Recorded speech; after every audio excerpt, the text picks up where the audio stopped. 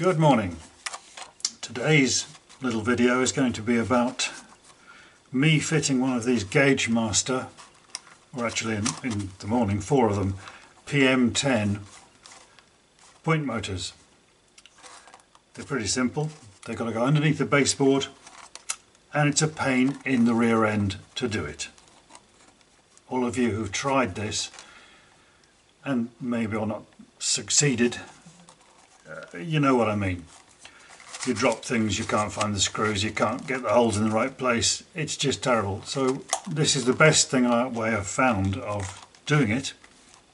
A few modifications to the Gaugemaster, not very much, and a little tool I've made to centre the thing. So here it is. Take that out of there. This is the way it comes, stuck in a box that you can't get open. What's in there? Oh, screws, yes. So that has to come out of there. Get rid of that. Get rid of that. There it is. This is just like the one I mended or unglued the other day. So there it is. A little device. Of course this thing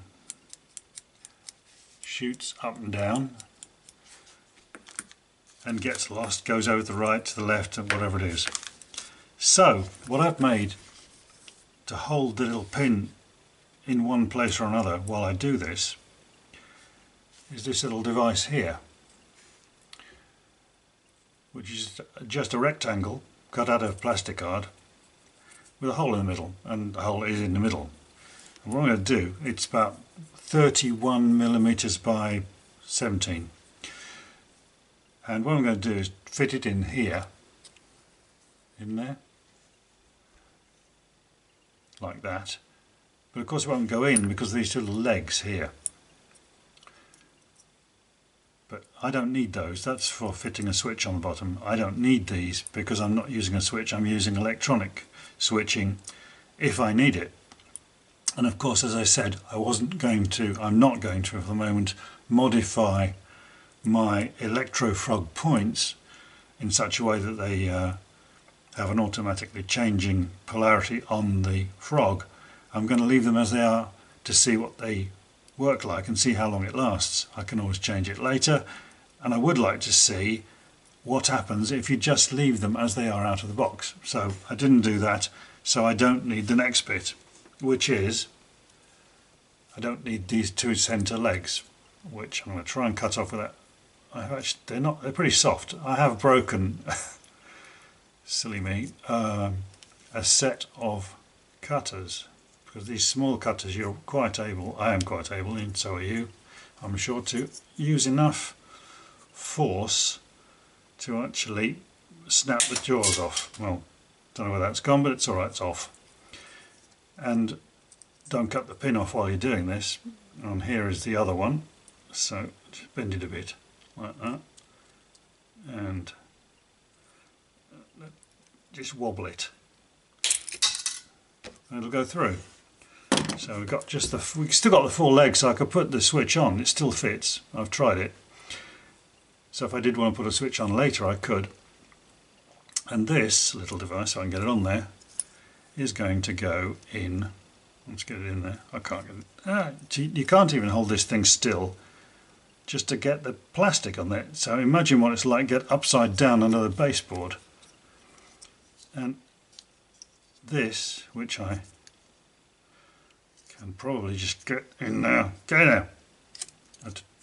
Well, maybe I'll edit this bit to remove my, as Skill would say, my stupidity. Punished for my stupidity. I play World of Tanks, and there's a guy called Skill 4 LTU on the internet. He's an unbelievable player. I mean, I'm rubbish at it basically, and he is absolutely brilliant. And he punishes people, as he says with his Lithuanian accent, punishes people for their stupidity. When he's playing. It's one of his favourite phrases. So just see that's wedged in there now, and it's holding the pin dead straight in the middle. Right. So that I can now stick up through the hole with no problems at all. Of course I've got to have the extension on. My baseboard is 12mm, so I've got to have the extension on, and there are 5 screws, and the extension is in this thing. I don't know, these plastic bags, I don't know, drives you mad. See, these things go on there like that, and like that. That's it. Now I actually do super glue these things in here because I'm not going to take them off, and I don't want it falling off on me, especially when I cut it off, because you can only really cut them to length. Let's put a blob of that there. You can only cut these things to length really when they just stick that in there and stick that in there. That's one, and then a blob on there, a tiny blob. I just chuck a blob of the stuff on the bench and then stick it in. It's pretty well instantaneous. See, so I've got this thing dead centre. Now then, before I do anything else, I'm going to put 3 wires on here, because under the board, of course, absolutely impossible to get any kind of screwdriver in this tiny little hole. This is the size of the screwdriver I'm using. It's absolutely tiny. Here they are. It's just, they're just so small it's untrue. Even doing it here, I haven't got a magnifying glass on, but pretty well. There we go. Unscrew that one. Can't even get the bit in the slot. Unscrew that one. Unscrew that one. Look in the right side, because I'm looking the wrong side. I can't see. I wonder why it wasn't going down. The little metal plates go down. Always use the same thing. I'm using black as common. Oh, that's too long. Oh no, that's alright. I like to get the whole of the wire and get the black bit just inside, so I'm not going to touch anything. Here we all are. Watch it with these, because you can overdo it. Now I'm using yellow at the top and red at the bottom. Yeah, it's a bit long, that one. Cut that off. Stick that in. Oop. This tiny screwdriver is actually out of my iPad, an iPhone repair kit. Even brilliant. Obviously didn't back off the, because you probably won't be able to see that on this camera. I didn't back off the screw enough to get the wire. You see, imagine doing this underneath the baseboard. It'd be totally ludicrous. You wouldn't be able to see this at all.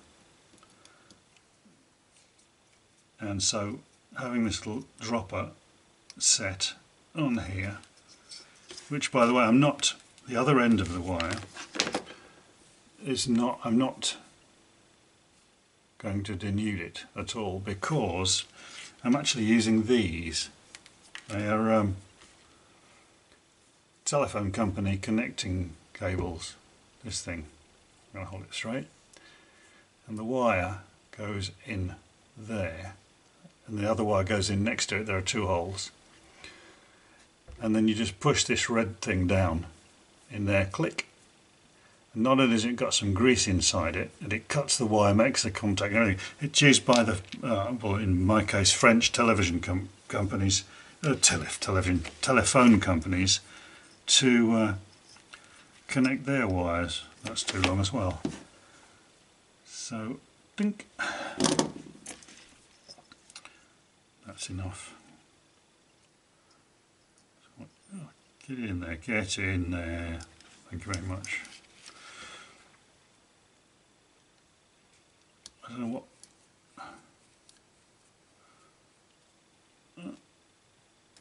As I say, don't tighten it too much, because you either break it or twist this thing off, or break the solder connection, because we've got solder connections underneath there which are pretty small, so you can overdo it. So there we are, that's ready. Make sure it's still straight, yeah, straight up and down and in the middle.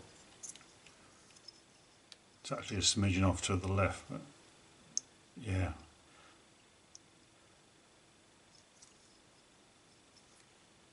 Oh.